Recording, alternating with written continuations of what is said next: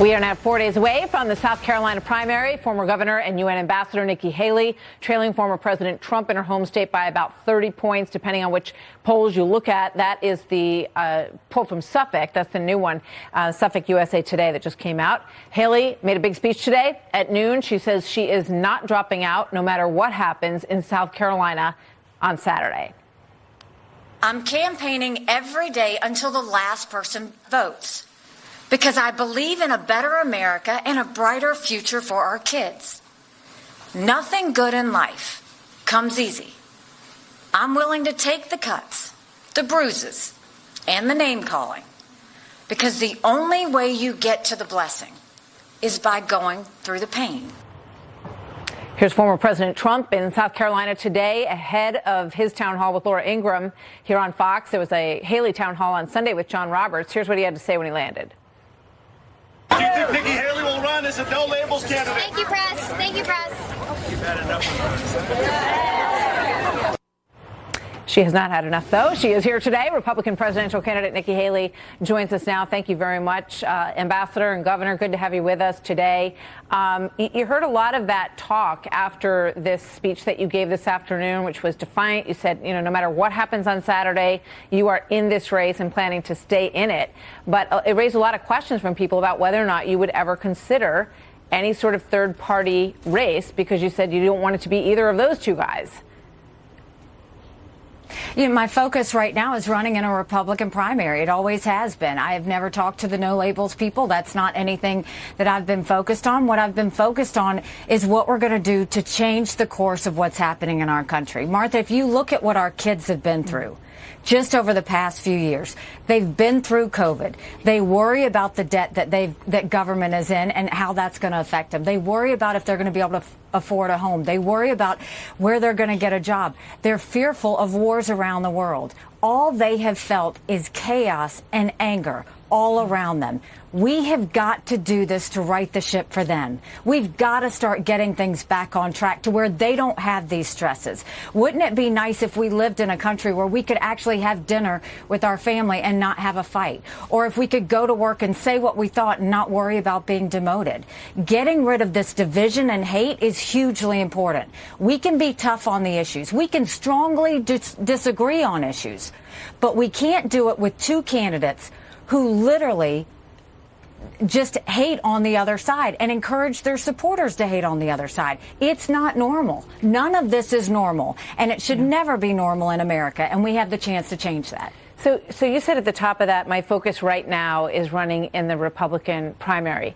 And you talked a lot today about, a new future for the country. I'm just wondering, do you see, based on what's out there, the Trump team says they're going to hit 12-15 for the Republican nomination by mid-March. Who knows if they can do that? You're going to be hanging in there through Super Tuesday, and I know you hope to do well in those states. But are you opening that door to at least considering that maybe there's another route for you?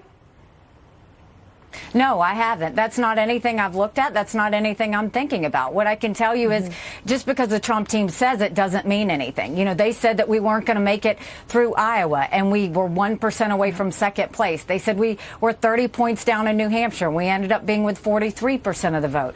So it doesn't matter to me what they say about South Carolina or Super Tuesday states. What matters to me is what the American people are saying. And you can look at the crowds we have in South Carolina. Hundreds of people wherever we go. They are tired of the chaos and the noise. They're tired of what Joe Biden is doing in terms of having an open border and not stopping the people from trying to come in. They're tired of all this corporate social welfare that Joe Biden's giving out. They're tired of the chaos that Trump continues to give and the fact that all he ever talks about is himself. They're worried about their future. They're worried about their kids' future. They want to start talking about debt and education and closing our border and preventing wars.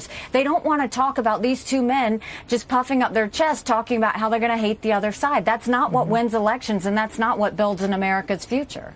So, in terms of the former president talking about himself, he did that when he raised this question about what he thought about the killing of Alexei Navalny, which I know is a situation that you have watched very closely in Russia.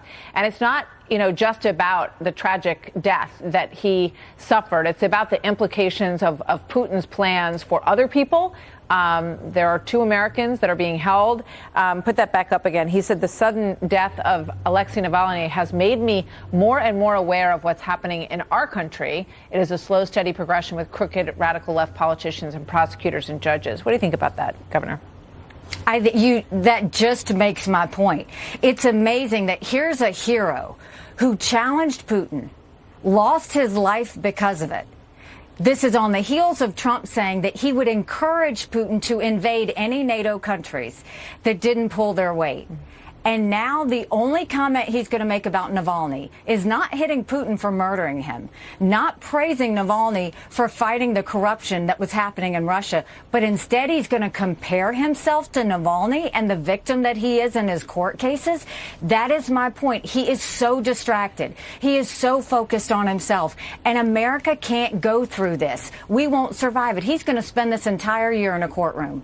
There is a reason Biden and the Democrats so desperately want Trump to be the candidate for the Republican Party. It's because they know they can beat him. They've beat him multiple times over and over again. We need to start saying, what does it take to win? Because we can't fix this country if we don't win. And look at any of the polls. It shows that. And that's why he's going back to exactly what he does, where he makes this all about himself. This has to start being about the American people. Just really quickly, I know you have to go, but what would you do as president if, you look at this Navalny situation, you look at Putin making some more advances in Ukraine, and President Biden had said, oh, well, there'll be real ramifications if anything happens to Navalny.